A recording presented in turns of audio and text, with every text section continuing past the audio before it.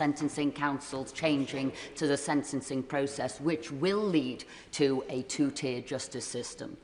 If, however, the Sentencing Council won't budge, as appears the case, then this two-tier justice system will occur in just 21 days, going against the key principles of the legal system, that everybody should be equal before the law without discrimination. So will she introduce legislation immediately to make sure this two-tier justice system doesn't happen? Secretary of State.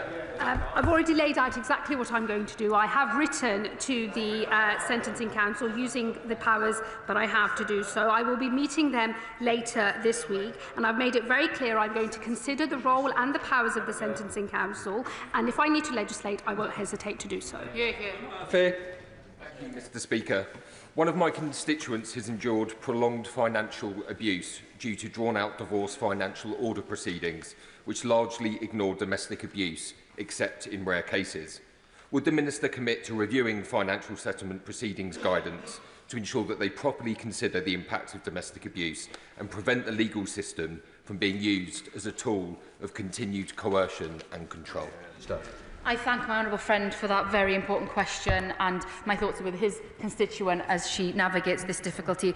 The Government will carefully consider the Law Commission's 2024 report on financial provision on divorce, which did look into the specific important issue of domestic abuse and how this factors in.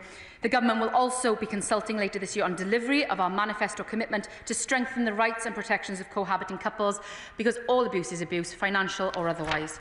Sir Julian Lewis. When someone enters this country illegally from another country to which we are not allowed to deport them, and when they have previously expressed support for terrorism and terrorist organisations, but not in this jurisdiction, is the Secretary of State for Justice content that the Government has enough powers to protect the community from these people walking free in our society? The honourable gentleman raises an incredibly important point. I am discussing with the Home Secretary the full range of powers that we need at our disposal. She's already made it clear we won't hesitate to act further in this area if we need to, but it is important that we are able to deport those offenders who pose a risk to our country. And the judge. Thank you, Mr. Speaker. Last week at a Justice Select Committee meeting, it was confirmed that an effective probation service is essential for the rehabilitation of offenders and to prevent reoffending. However, over the years there has been an immense strain on the probation service due to increases in demand. What steps is the Secretary of State taking to ensure that probation officers have manageable caseloads, support is provided for their mental health and well-being, to avoid high levels of stress and burnout, and to also help with the recruitment and retention of staff? I'd like to take the opportunity to pay tribute to the probation service. My honourable friend is right to point to the chaotic running of the probation service under the last government, which is why we are actively monitoring the effectiveness of probation reset, assessing its impact on workload capacity, time saved and the increased focus on individuals posing the highest risk to public safety. We recognise the significant pressure probation officers have been under, which is why they have been put in place comprehensive wellbeing support models across our services, including dedicated wellbeing leads for both prison and probation services. Thank you, Mr. Speaker. Could the Secretary of State outline what work she is doing with Victims Commissioner to ensure that families of British citizens who are murdered abroad have the same rights of families of homicide victims in the UK? Minister. I thank the honourable gentleman for that question. I regularly meet with the Victims Commissioner, the Victims Commissioner for England and Wales and the London's Victims Commissioner to look at all issues affecting victims and their families. We are strengthening the Victims Commissioner's powers under our legislation that's being brought forward. We are strengthening the Victims Code, and we will of course look at any other measures needed to protect victims and their families wherever they are. Paul Foster. Thank you, Mr. Speaker. Mr. Speaker, I've met a couple of times Beverly in my constituency of South Ribble. Her son suffered a horrific murder, stabbed over 140 times. She's been desperately attempting to get hold of the court transcripts to no avail. Will ministers please meet with me to help this still grieving mum? Minister. I'm really horrified to hear of that case.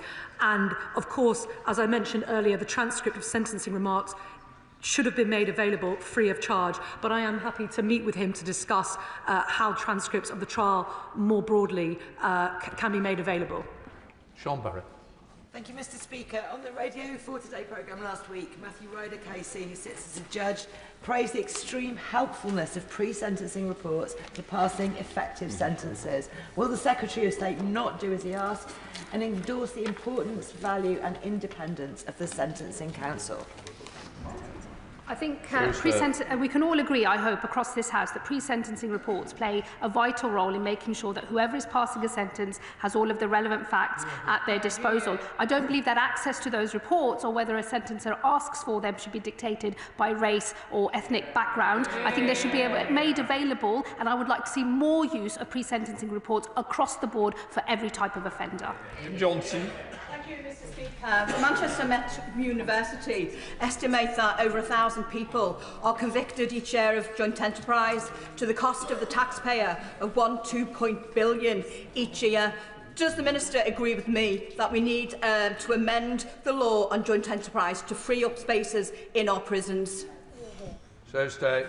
Well, I think that the law on joint enterprise has already developed somewhat after the previous Court of Appeal decision. I know that the Director of Public Prosecutions is keeping the situation in terms of how charging decisions are made, prosecuting decisions are made under review. At this point, we have no plans to go further, but I will be happy to make sure that she can meet with the relevant minister.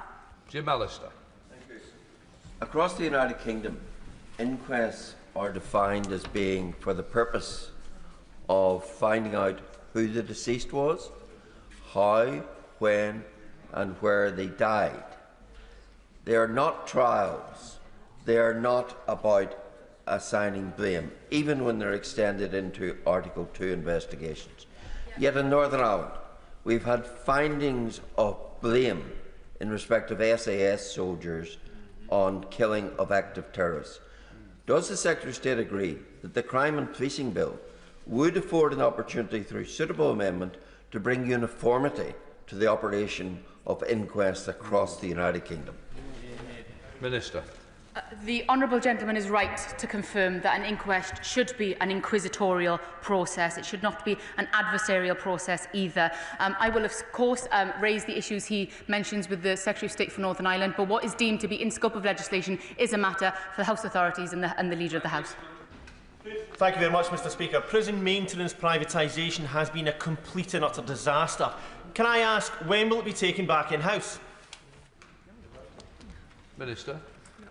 We're investing approximately £500 million over 2 years in prison and probation service maintenance to improve conditions across our estate. But it is fair to say we've inherited a prison system in serious need of repair. The estimated cost of bringing the prison estate to a fair condition and maintaining it to the end of the decade is £2.8 billion. And the programme is now underway, and we hope we will make as much progress as possible. If you keep standing, it makes it easier for me. I'm calm.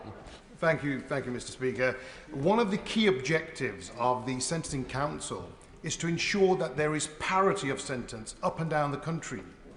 It's a known fact that people from ethnic minorities sometimes get a tougher custodial sentence than their white counterparts for similar offences. Given this, does the Lord Chancellor regret her attempt to discredit the considered and evidence-based conclusions of some of the most esteemed members of our judiciary when they published the sentencing guidelines in reference to the pre-sentence report? What I was shocked about was that here is a disparity that we can see in terms of overall cohort sentencing outcomes. Everybody accepts that we're not quite sure why that's happening, and there hasn't been sufficient curiosity over the last few years to work out why it is in fact happening. My view is, if you can see a problem or you think you've got a problem, you need to get to the bottom of what's actually going on before you start coming up with broad policy solutions to fix those problems. And I also think that some of these broad policy decisions are better made by ministers, because we are directly elected individuals who will pay the price and the consequences of our choices. And that is a conversation I will be picking up with the Sentencing Council when I meet them later this week. Please. Thank you, Mr. Speaker. In 2020, Lorraine Cox was brutally murdered in Exeter. Her murderer dismembered her body, and as a result her family have never been able to fully lay Lorraine to rest. Her father, Tony Cox, has been campaigning for an implementation of Helen's Law 2, meaning the desecration of a body or concealing a body would become a separate criminal offence. Will the Minister meet with me to discuss whether the implementation of Helen's Law 2 is possible? Thank you. Minister. I will happily meet with my honourable friend to discuss this further. Yeah. No problem. Blake Stevenson. Thank you, Mr. Speaker. What is this government doing to crack down on unqualified people representing themselves as solicitors? Minister. As he well knows, the solicitor's profession is highly regulated. We have the Solicitors Regulation Authority, which itself is regulated by the Legal Services Board. And all our professionals right across, in whether they practice in criminal, civil, highly respected, highly regulated. We are indebted to them. Jonathan Hinder. Thank you, Mr. Speaker. I was shocked to read the Sentencing Council's response to the Secretary of State last night and its arrogant tone. As the Secretary of State has said, this Parliament is sovereign, and the fact is we've given too much power away to these unelected bodies in recent years. Can I reassure her of my support, and can she reassure me that she will not rest until we do retain equality before the law? Minister. Thank my honourable friend. I am very much looking forward to my meeting with the Sentencing Council later this week. And as I have made clear, I am looking into the roles and powers of the Council, and I will not hesitate to legislate if I need to do so. Ashley Fox. Mr. Speaker, the two-tier sentencing guidelines take effect on the 1st of April. If the Lord Chancellor is sincere about having a justice system that treats everyone equally, will she not support our bill to block the guidelines? Sarah State. I have already made my position clear. I have written to the Sentencing Council. I will be meeting them later this week. I am reviewing the roles and the powers of the Sentencing Council, and I will not hesitate to legislate if I need to do so. Show the Select Committee on this law. Thank you, Mr. Speaker. Last month, the Justice Committee heard evidence from governors of prisons with some of the highest drug use rates in the country. From detecting drones to body scanners to physical barriers, they all felt under-resourced in terms of technology and investment. What's the Minister doing to better equip prison staff to keep drugs out of prison? Sarah State. Well, we've already pressed ahead with further measures on X-ray scanners, on baggage scanners. We are taking action to deal with the problem in relation to drones. He will be aware for security considerations. I'm not going to give the detail of some of those mitigations and proposals we have for tackling drones because he will know that they are used by serious organised crime. But I can assure him that ministers, myself and all officials and people who work across the prison estate are seized of this matter, and we are determined to crack down on drones bringing drugs into our prisons. That completes questions. We'll let the front bench change over.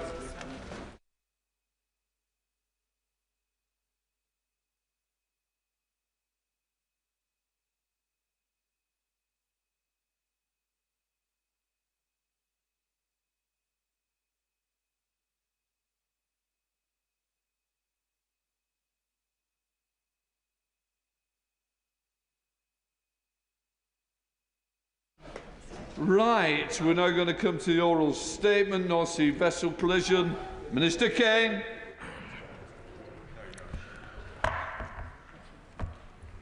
Mr. Speaker, with permission, I wish to make a statement regarding the collision between two vessels off the east coast of Yorkshire that occurred yesterday.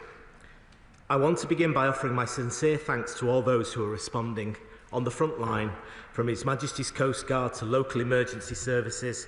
This is a challenging situation, and I know I speak for everyone in this House when I say that the responders' ongoing efforts are both brave and hugely appreciated. I also want to thank the international partners for their many offers of assistance to the UK and the support from the maritime community. This is a fast-moving situation, so let me set out the facts as I currently have them. At 9:47 on Monday the 10th of March, the vessel MV Solong, sailing under the flag of Madeira, collided with the anchored vessel MV Stena Immaculate in the North Sea, a fuel tanker sailing under the flag of the United States and operated by the US Navy. The collision occurred approximately 13 nautical miles off the coast. Fire immediately broke out on both vessels, and after initial firefighting attempts were overwhelmed by the size and the nature of the fire, both crews abandoned ship. Firefighting and search and rescue operations coordinated by His Majesty's Coast Guard continued throughout the day yesterday, pausing in the evening once darkness fell. Firefighting activity restarted this morning, and I'm pleased to say that the fire on the Stena Immaculate appears to be extinguished, but the Solong continues to burn.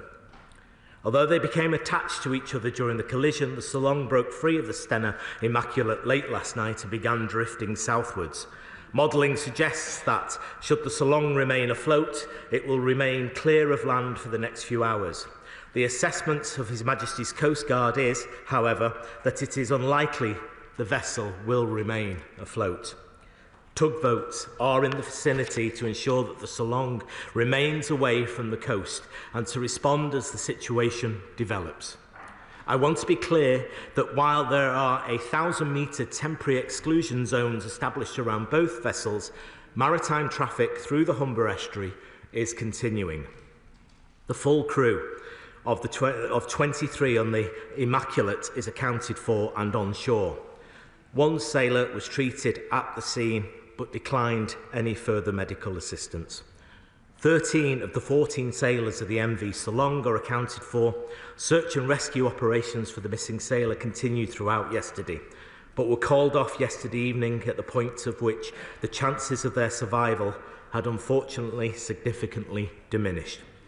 Our working assumption is that, very sadly, that the sailor is deceased. The Coast Guard has informed the company, and it has been advised to inform the next of kin. Our thoughts are with the sailors' loved ones at this time. Regarding the cargo of the vessels, the MV Stena was carrying 220,000 barrels of jet fuel, which was the source of the fire. The MCA is working at pace to determine exactly what cargo the Solong is carrying. I am aware of media reporting regarding potential hazardous materials on board, but we are unable to confirm at this time. However, counter-pollution measures and assets are already in place, and both vessels are being closely monitored for structural integrity. A tactical coordination group has been established through the Humber and Lincolnshire Local Resilience Forum. The Marine Accident Investigation Branch is deployed to the site and has begun their investigation. The MCA is rapidly developing a plan to salvage the vessels once it is safe to do so. The Department of Transport will continue working closely with the Cabinet Office and other government agencies and the Resilience Forum on the response. Colleagues across this House will appreciate that this situation is still unfolding as I speak, and I will try and answer the questions from honourable members with as much detail with the latest information I have at my disposal. Mr. Speaker, I commend this statement to the House. Shadow Minister Jerome Mayhew. I thank the Minister for advance sight of his statement. Yesterday morning, shortly before 10 a.m, the container ship NV Solong collided with the oil tanker MV Stena Immaculate, which was at anchor in the North Sea off the coast of Yorkshire. The Stena Immaculate was on a short-term charter to the US Navy's Military Sealift Command and was carrying 220,000 barrels of jet fuel. The Minister has not formally confirmed the cargo of the Solong, a Madeira-flagged vessel, but it has been widely reported that it was carrying 15 containers of toxic sodium cyanide. I listened to the statement carefully, but can the Minister confirm that this is now not his understanding? This collision and the resulting spill are deeply concerning. However, before questioning the Minister on the Government's response, I join him in paying tribute to His Majesty's Coast Guard, the RNLI, emergency services and all others who have helped respond to this incident. As the Minister noted, Mr. Speaker, the emergency services were on the scene swiftly and their actions saved many lives. Approaching fiercely burning vessels with a risk of explosion takes enormous bravery, and we all commend them. I'm grateful for the confirmation that all mariners from Stena Immaculate have been recovered without injury, and that 13 of the 14 crew members from the Solong have been brought safely ashore. Our thoughts and prayers are with the family and colleagues of the missing member of that crew. I understand that the search for life has concluded, but can the Minister update the House on the efforts being made to recover that mariner? Turning to the collision itself, the Minister has confirmed that early investigations do not point to foul play, but will he commit to remain vigilant to ensure that any indications of foul play are carefully investigated? Additionally, given the involvement of both US and Madeira-registered ships, Could the Minister inform the House what impact this will have on the investigative process? And has the Government contacted those respective governments to ensure their close cooperation? The Secretary of State will be aware that there is deep concern regarding the effect of the oil spill on the surrounding marine environment. Environmental organisations have warned of potentially devastating impacts of pollution from the tankers on habitats and species in the area, including threatened seabird colonies, grey seals and fish, and nature-rich sites such as the Humber Estuary, where conservationists have been restoring seagrass and oysters, could be devastated by this emergency. So has he been briefed by the Environment Agency on their response? And could he give us some more details about it? And the Minister made reference to the drift of the Solong and the risk that it may run aground without intervention. Can he update the House on what steps will be taken to ensure that this does not happen? I understand that Maritime Accident Investigation Branch has begun a preliminary investigation into this emergency, and I'm pleased that the Minister is working closely with the Maritime and Coast Guard Agency as they conduct an assessment on the counter-pollution response that may be required over the coming days. But I also seek assurances that the Government will closely engage with local communities who will be concerned about the impact of the collision on their environment. This incident involves multiple government departments spanning emergency response, environmental protection, maritime safety, defence and chemical transport regulation. Effective cross-government coordination is therefore crucial. Can the Minister assure the House that such coordination is taking place and that Parliament will receive regular updates? It is, of course, too early to draw significant conclusions at this stage, but it is clear that something went terribly wrong in the handling of these two vessels. We will support the Minister in whatever action is needed to ensure the highest standards of safety on the high seas. Well, can I thank the Honourable Member for that? Something did go terribly wrong. He's exactly right. And my thoughts and prayers are with the missing sailor's family. The company has been informed and his next of kin are being informed. In terms of the series of questions that he asked, what we do know for sure is that the Immaculate was carrying 220,000 barrels of A1 jet fuel. We know that for sure. We are yet to establish the cargo of the Solong. As soon as I know, I will make that information available to the House. We will do everything to recover the body of the mariner. In a recent debate around emergency response services, we know that lives are lost at sea, but some succour and comfort is given to the fact that rescue services often bring people's loved ones back to them for proper funeral and burial. Whether there was foul play, I think, is speculation. There is no evidence to suggest that at the moment.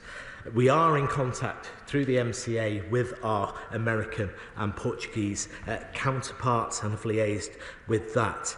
In terms of the counter-pollution measures that he mentioned, the MCA is standing by with marine and aerial counter-pollution measures and will use them at the necessary time, but the immediate concern is to put out the fire on the Solong. He mentioned the issue of drift. This is ships drifting. The Immaculate remains anchored, so we are safe there. It's the Solong that is drifting at 2 nautical miles per hour. It is being shadowed by 2 tugboats currently. The order will be given by SOSREP or the MCA to intervene as when necessary to protect any life on shore. He's right about the Marine Accident Investigation Bureau. We have deployed those assets to the scene and they are working currently and working with the local Resilience Forum, and I just want to pass on my thanks to the Humberside Resilience Forum at this time, and that I can assure him that government agencies are working together very effectively and giving ministers and the Secretary of State regular updates through situation reports as the night went on and as the day continues. Chair of the Select Committee, Ruth Capri. Thank you, Mr. Speaker, and I also endorse the Minister's thanks to the frontline workers who've been involved and his concern for the and condolences for the missing mariner's family. While we wait for the reports, which will have to happen, on how this appalling tragedy happened, will the Minister confirm how the routes are being managed now? He started to do that while the Solong is drifting, and whether further protection of routes will need to happen in terms of because of the pollution and so on, in order to not delay further movement of shipping in these busy waters, but also to protect the welfare of seafarers in other ships. Well, I thank the Chair of the Transport Committee for that question. It is an incredibly busy sea highway, as we all know, and I had the great honour of visiting the command and control post of the Humber Estuary almost on my last visit as Shadow Minister for Maritime just before the general election, and I want to pay tribute to them and their hard work in dealing with this situation. Just to assure the Chair of the Transport Select Committee, the Immaculate was anchored. It's the Solong that's drifting. There is a 1,000-metre exclusion zone around them. Both other assets are allowed to traverse the Humber Estuary. Currently, if that changes, I will make that information available during the day. Paul Cullen, the Liberal Democrat spokesman. Thank you, Mr. Speaker. Can I thank the Minister for advanced side of his statement? The scenes we've all witnessed in news reports are very concerning, and our thoughts are with all those affected and the family of the crew member who remains unaccounted for. This event reminds us of the risks and dangers those who work in the maritime sector face.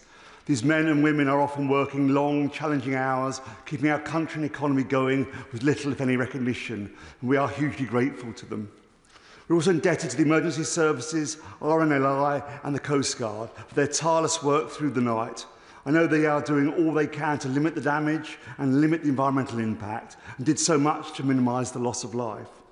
Whilst it will take time to establish what has taken place, it's clear the government needs to take urgent steps to limit the damage and reassure local communities.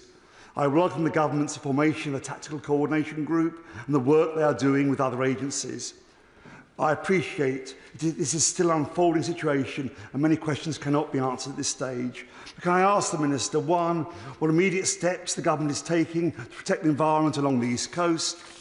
Two, what the Minister is doing to keep shipping routes open and safe? And three, what plans does the government have to support fishing and other businesses that rely on waters that might now be contaminated? Well, can I join with the Honourable Member in paying tribute to maritime workers? They kept us fed, fuelled and supplied all the way through COVID, and they keep us fed, fuelled and supplied every day of every week in our nation, and I cannot commend them more highly. And can I also join with him in paying tribute to the emergency services? This is difficult, hard work, and they are doing an exceptional job in those circumstances. We have, as I've said, the MCA is standing by with marine and aerial counter-pollution measures. Those are in place. Once we get the fire on the Solong out, we will begin to deploy them, assess the situation and begin to deploy those measures. And I've said it's vital that we keep shipping lanes open as best we can in the Humber Estuary as this continues. That's why we've placed a 1,000-metre exclusion zone around both ships. Currently outside that, maritime vessels can operate normally, as normal is in this circumstance. Neil. Thank you very much, Mr. Speaker. I'd like to thank the Minister for his communication with me through this unfolding situation, and everybody who has been involved in it. It is evolving minute by minute, really, and I'd like to pay tribute to the local RNLI, Coast Guard and emergency services for their rapid rescue response, and also the local community who have been heavily involved in readying themselves for any potential ecological or environmental fallout from this incident. I don't know whether the Minister will be aware, but Ernst Russ, who own the Solong, have now put out a statement saying that it has been misreported that the hazardous chemical was on board the Solong, and that there are 4 empty containers that have previously contained the hazardous chemical, and that they will continue to monitor that cargo. I wonder if the Minister has had any success in tracking down the manifest for the Solong, so that we can get some reassurance and reassure my constituents and put their minds at ease about exactly what was on that vessel, and also ask when he's expecting the initial report from the Maritime Accident Investigation Branch so that we can understand what on earth happened in this most extraordinary of events? Can I thank my honourable friend who's kept in contact with me throughout the night and this morning as well. And it was, as I said, we visited together the Command and Control Centre just before the general election in her constituency to see the excellent facilities there. Can I just pay tribute to the Humberside Local Resilience Forum? It's made up of the police, the fire and rescue, local authorities, Red Cross, NHS, MCHG, MCCG, Royal Navy, PCC, Ambulance Service, Border Force, environmental agencies, MOD and ABP Humber Ports and the Met Office and UKHSA, that they are working at pace to assess any risks to local people that may occur and working hard at that.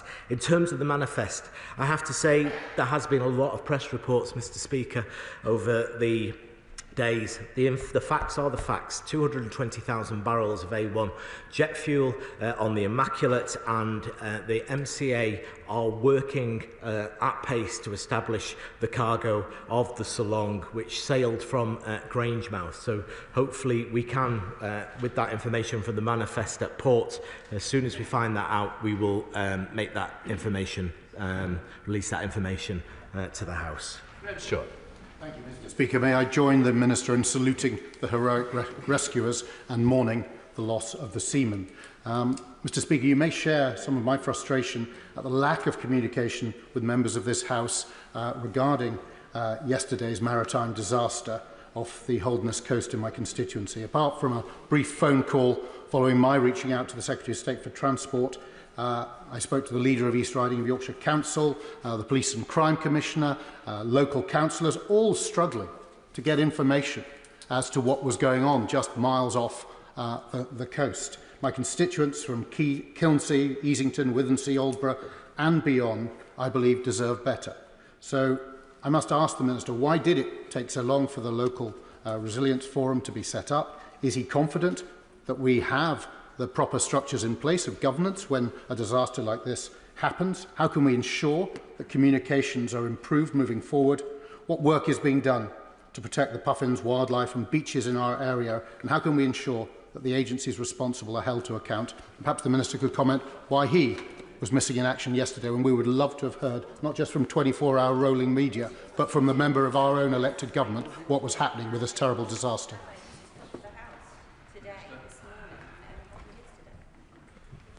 Well, Mr. Speaker, I was dealing with the situation.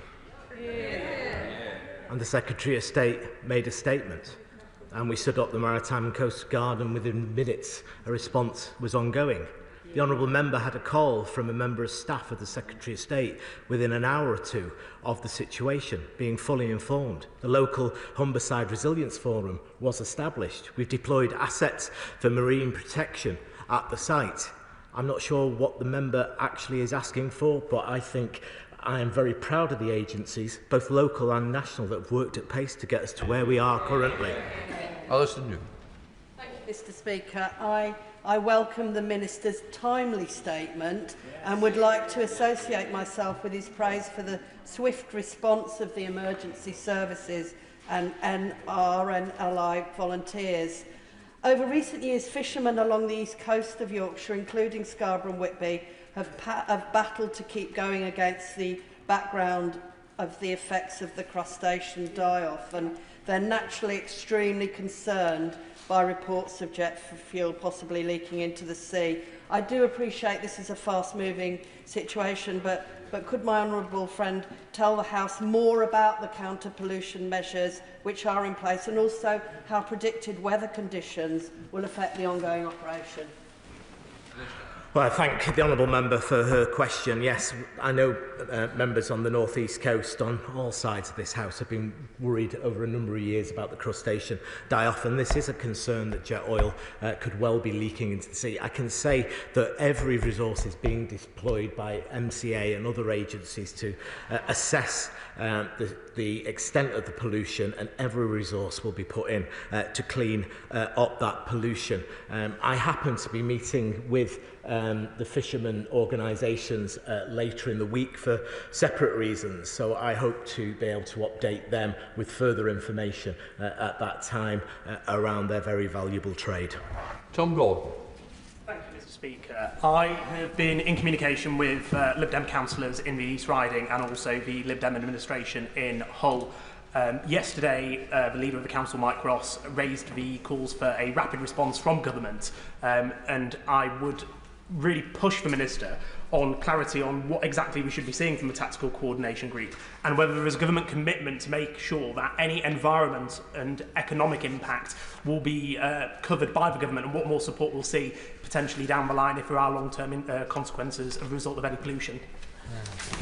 Well, can I thank the honourable member for his question. It's standard procedure to bring on board the local resilience forums in any case like this. That has been done. It is up and running. I am grateful to all elected members from whichever party, in particular hard-working councillors who will be involved in this to make sure that the best interests of the people of the Humber region are protected at this time. And I can say that yes, we have currently deployed all the resources that are needed to contain both this fire and to assess the environmental damage of any spillage are on site at the moment. We will continue to make decisions in conjunction with the Local Resilience Forum as we go on through the day and for the rest of the week, I believe. Thank you, Mr. Speaker. I just wish to add my voice to the call made by my honourable friend and neighbour, the member for Scarborough and Whitby, about the very perilous position of the Teesside and North Yorkshire marine ecosystem following the environmental disaster we suffered in 2021. And so I'd ask the Minister to really ensure that the response isn't only around the Humber estuary, but also reviews the environmental impact for the entire East Coast as well. Yeah. Very grateful to the honourable member. As I said, the MCA's counter-pollution assets are being deployed at the scene, including the RNLI and search and rescue and aviation. They've all been on site, though the search and rescue has been stood down. I just want to point out to the honourable member that both vessels were also carrying marine heavy fuel oil. This, of course, is a present pollution risk should either vessel sink or break apart at this time. Charlie Dewhurst. Thank you, Mr. Speaker. May I thank the Minister for his statement today and echo his comments in relation to the missing sailor, and add my thanks to all of those who've been involved in the rescue operation, particularly those at RNLI Station in Bridlington. Constituents in my constituency of Bridlington and the Wolds are rightly concerned about the potential environmental and ecological impact, not least because we have the biggest bird colony in mainland Britain, Bempton and Flamborough. We have the largest shellfish landing port in the UK at Bridlington, and we have around 5 million visitors who come to the area every year, enjoying the beaches from Bridlington down to Hornsey. So can I ask the Minister whether he's had any assessments as yet as to the direction of any potential pollution, the currents and the wind direction, and what role they may play in where any pollution eventually ends up? That's exactly right to raise this. I had a conversation with the Minister for Nature late last night around this. The Met Office are telling us that modelling uses theoretical models to plot potential movement of the smoke plume in a similar way as it forecasts weather, and air quality monitoring can be done by onshore monitoring stations, the closest being Immingham. The immediate concern is to stop the fire so that we can do the assessment around the pollution. As soon as the fire is out, inspectors can either move nearer or move in to assess the extent of the spill, if there is a spill, and then we can begin to deploy the relevant resources to tackle that spill. Mr. Speaker, my constituency of Blythe and Ashington is on the northeast coast, probably around about 150 miles from this horrendous disaster. Can the Minister say whether there's been an initial assessment on how this disaster and where the pollution might move to, and will that, is there a potential threat, I should say, to the coastline of the northeast of England? Well, I thank the honourable member for his question. Like I said, the Met Office is modelling the situation with wind at the moment. We have we need to get the fire out on the Salong. Once that is done, we can make a further assessment of what is required and in which direction any pollution, if there is any, is moving, and then we will deploy our assets to tackle that when we know that for sure. Thank you, Mr. Speaker. It's just over 32 years now since the MV Brer was grounded off Shetland, but for us, the memories are still very, very fresh, and to those communities on the east coast of England that are braced for what may be coming, we know exactly how they will be feeling. Mr. Speaker, we may not know what happened here, but I think we can be pretty certain in saying that at some time, somewhere, something of this sort was going to happen. Such is the nature and the way of which shipping is regulated and owned across the world. In Shetland for years we have been warning the dangers of tankers anchored right by our shoreline, others entering areas marked in the chart as areas to be avoided. But it is next to impossible to get any agency to take ownership of that. So can we use this moment, because I know the Minister has concern about this, to take a serious look about how we protect our coastal and island communities in the future? Can I thank the Honourable Gentleman for his expertise in this area, and he has raised with tankers moored off his constituency, off Shetland and Orkney, with me in my office. I understand that the 1972 collision regs absolutely state that there has to be proper lookout, there has to be sight and sound lookout and all other methods. So something has gone wrong here. So I think, as difficult it is to say, accidents always provide an opportunity to see how we can do things better going forward. So I'm hoping that when the Marine Accident Investigation Branch comes back, both with its initial findings and its substantive findings, which will come to my desk, that we can learn the lessons of this accident. Martin Vickers. Thank you, Mr. Speaker. I join with others in praising the emergency services, and I would also add to that Martin Boyers and his colleagues from Port of Grimsby East who supported the emergency services. Obviously, concern at the moment is extinguishing the fire, but looking at the longer term, there will be an impact, the potential impact on the local community in as much as pollution and so on the beaches and the like. Can the Minister give an assurance that he and the other government departments will work closely with the Council and other agencies to ensure that any support that is needed will be available? The member has formed, because he obviously has the Port of Immingham in his constituency, and that's where the Immaculate was waiting to unload its cargo when a berth came available. But I can assure him that the MCA is on standby. It's got marine and aerial logistics in place to assess any potential pollution spill if there is one, and we will tackle it, but the priority, as I said again, is to get the fire on the Salong extinguished. Richard Tice. Thank you, Mr. Speaker, and I thank the Minister for his statement, and we congratulate everyone involved. It's worth just remembering, will the Minister join me, in the voluntary nature of so many of the emergency services, such as the RNLI, the lifeboat from Skegness.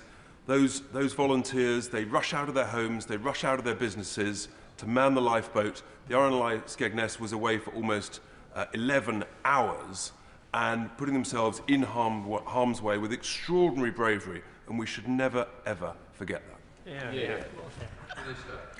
The Honourable Member, the Leader of Reform, should brace himself for what I'm about to say. I think he's acted with honour in terms of how this weekend, in my circumstances, with one of his ex-members in this House, and I am grateful to him. So he is exactly right. Our emergency services are second to none. Our volunteers that help His Majesty's Coast Guard and the RNLI are second to none as well. These men, women, risk their lives, braving the seas, the winds, the temperature, in this case the fog, to go and do what they could at the sea yesterday. I have nothing but the highest praise for them. James Wyle. Thank you, Mr. Speaker. My constituency has the Norfolk Coast area of outstanding natural beauty and other vital habitats, including the Wash, as well as a fishing fleet. So, given the location of this collision, there is concern locally about the potential impact. So, when will a risk assessment be done about the potential risk of pollution down the East Coast to Norfolk? What action is being taken to contain it? And will he commit to keeping the public informed? MCA assets are deployed currently to assess and monitor any potential environmental impacts of this accident. He is right, it is a rich biodiverse area. The priority still remains to get the fire on the Salong out so we can get a proper evaluation of the situation. Once we get that done, and once the fire is out, I can tell him that we will use every resource possible to, as one, to ascertain the extent of the pollution, and two, to clear it up. Steph Aquarell. Mr. Speaker, can I put on record my thanks and appreciation specifically to the resilience team at North Norfolk District Council and their staff, and also the Port of Wells for their response and preparedness. It's not instantly clear what areas will be affected, and with changing winds and weather conditions, pollution can change course. North Norfolk, 50 nautical miles away from the incident, is currently predicted to be unaffected, but we're keeping a close eye on what happens. Can the Minister confirm that he will be keeping all MPs along the North Sea coastline updated on developments? Can he also confirm that if pollution is set to reach North Norfolk, my fishing communities will get as much notice as possible? They have well-rehearsed plans in place, but they need good notice in order to deploy them.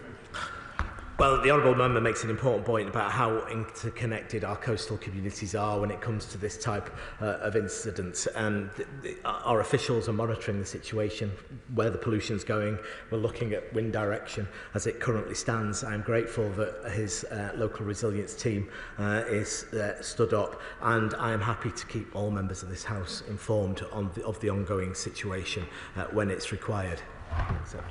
Dr. Andrew Morris. Thank you, Mr. Speaker.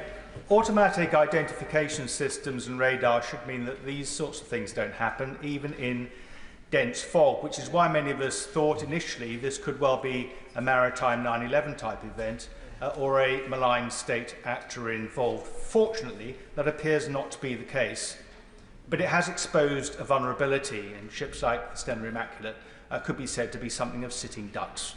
What audit will the Minister now do as to that vulnerability, and will he put in place what is necessary, what is practically necessary, in order to prevent such an occurrence? I'm grateful for the Honourable Member. It's a very good question. In addition to my maritime responsibilities, I am the Security Minister for the Department of Transport, and any lessons that we learnt from maritime security in terms of this incident, that it could be used by a malign actor, we will learn them and we will implement the recommendations. Thank you, Mr. Speaker. Will the Minister confirm whether he's been in contact with the Scottish Government, notably in relation to the originating port of the Salong? And on a second point, the Salong is clearly in significant danger of sinking and has containers on board. If any of those containers break loose and get washed up on shore, I think given that the hazardous substances that some of them have contained, it will be absolutely vital that the public information is put out widely and very firmly about the dangers of approaching these any containers should that occur. Well, I thank the Honourable Member for his question. The Maritime Coast Guard Authority is, of course, a reserved power to me that covers the United Kingdom. So I hope that answers the first part of his question. The second part of his question is I don't particularly want to speculate here today on the cargo of the Salong until I've got the facts confirmed by officials, and I can then let the House know appropriately. Sir Julian Lewis. Madam Deputy Speaker, and may I thank the Minister for the clarity of his statement and his answers today. Is it not extraordinary that there is such uncertainty as to whether or not so deadly a cargo as sodium cyanide was being carried on one of the vessels? And given that he says tugs might have to intervene to prevent the vessel running aground on the shores of this country, has he considered that if the fire is too dangerous for the tugs to approach, a role for the Royal Navy might be necessary under those extreme circumstances? Well, I'm grateful to the honourable member for his question. We are a proud maritime nation, and we do have the maritime skills to transport all sorts of hazardous substance, if need be, to our island nation. We have the skills, and we have the people, and we have the ports, and we have the shipping lines to do it. I asked the member not to speculate on what was contained upon the Salong, because it has not been established. There has been multiple press reports either way. Once I know for sure, I'll inform the House appropriately. And I also remind the whole House that the United Kingdom is a world leader when it comes to maritime insurance. This is what we do. You know, we trade across the world, we bring goods and services across the world, and we insure those goods and services across the world. We should all be very proud of both our maritime sector and the insurance sector as well. Ellie Chams. Thank you, Madam Deputy Speaker, and I too would like to pay tribute to everyone involved in the emergency response. Can I ask the Minister, does he share my deep concern that more than 24 hours after this collision, we still don't know what the cargo was on the MV Solong? Surely the insurance industry ought to know that at the very least. And can I also ask in relation to the pollution? I understand this incident may have taken place in or close to 2 marine protected areas. Are those MPAs affected? What is the plan for cleaning them up? And he mentioned that pollution measures are in waiting but not implemented because the priority is reducing fire. But the Stena Immaculate, I understand, is no longer burning, and that is the one with the hundreds of thousands of tonnes of fuel oil. What measures are being taken to tackle the pollution now? Because speed is of the essence. Well, I say to the honourable member, I think this incident started about 10 to 10 yesterday. We were only about 22 hours, 23 hours into this incident. Within minutes, assets were stood up, and the crews brought safely home, except for one member of the Salong. And I would say we've got assets to measure the pollution in place now. Those assets are being deployed. Where it's safe to deploy them, they will be deployed, but the priority still remains to get the fire out on the Salong. Wendy Chamberlain. Madam Deputy Speaker. Several members have mentioned the effects to the marine environment, including endangered bird species such as puffins and kittiwakes, who are returning to colonies right now in places such as the Isle of May in my own constituency. Can the Minister outline what engagement he's having with the charities and organisations who run those colonies? And secondly, to follow on from the Honourable Member's question in relation to the Scottish Government, if the worst case scenario is feared and we do see pollution extending extensively, is there plans for engagement between the Environment Agency and SEPA?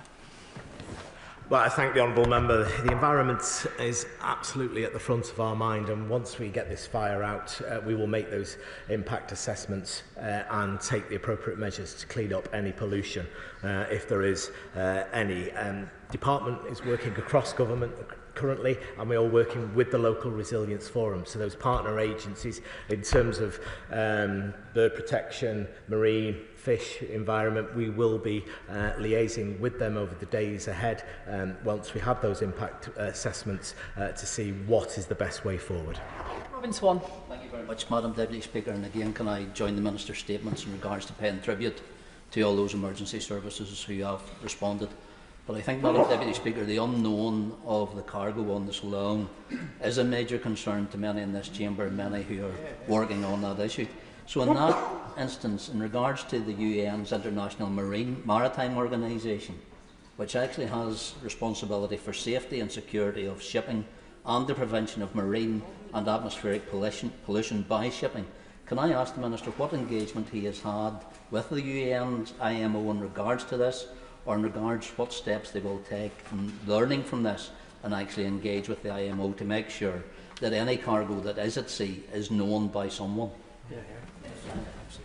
I'm very grateful to the Honourable Member. We are in discussions with both the owners of these vessels, and also we know that the Salon was sailing from Grangemouth, so we are trying to ascertain.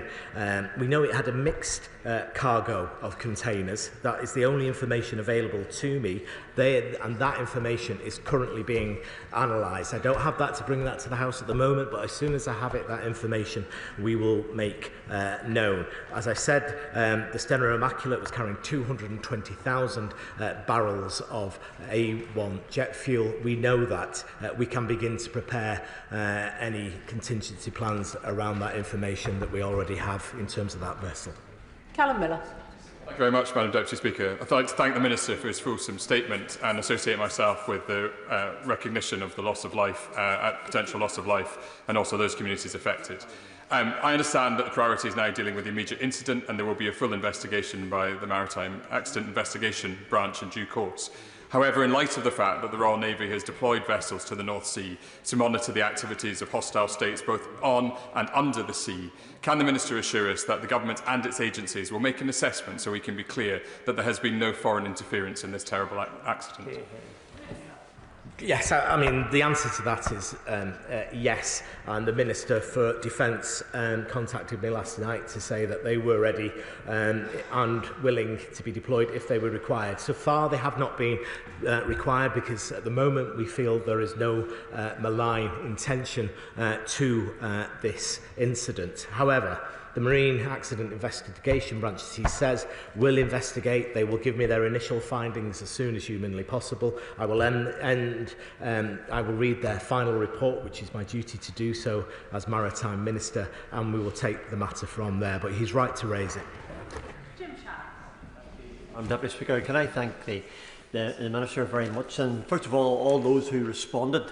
I think we owe them a debt, and that should be put in record. But I can also thank the Minister for his endeavours. I spoke to him yesterday about it. I understand that he's been assiduous, focused, and in this House I think we should put in record our thanks to him for all that he has done. Can the Minister outline what steps will be taken to investigate whether there were failings with the visual observation, with radar, or the automated identification system, the AIS, which led to this unexpected collision? And how can we ensure that the long-term environmental effects of this devastating collision are dealt with in a coordinated manner? Thanks so much. Well, can I thank the Honourable Member for Strangford for his House? Can I update the House to say that as it currently stands, no sign of pollution from vessels is observed at this time. But monitoring is in place, and should that change, assets in place, they will be provided as needed. That's the latest current information as relayed to me.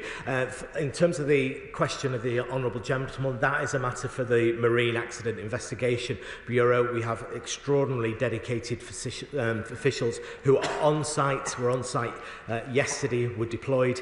They will be making their surveys of the two vessels, and they will be reporting back to me with initial findings when they can, and subsequently there will be a final report for sign-off on my desk at some stage in the future. But I'm grateful for the Honourable Member's support. Can I thank the Minister for his statement? Point of order. Point of order, David Simmons. Thank you, Madam Deputy Speaker. Earlier today, David Lawrence, a former Labour parliamentary candidate, put out a public statement saying that he was pleased to be invited to number 10 Downing Street for a preview of the Planning and Infrastructure Bill, a landmark piece of legislation which has yet to see the light of day in this House, despite a number of statements from ministers about how significant and important this piece of legislation would be. May I seek your guidance on how we can ensure in future that important legislation deserving of the scrutiny of Parliament is first seen in this House and not shared offline with Labour parliamentary candidates? I thank the Honourable Member for his point of order. I'm sure that his comments will have been heard by the Treasury bench. Point of order, Angela Rayner.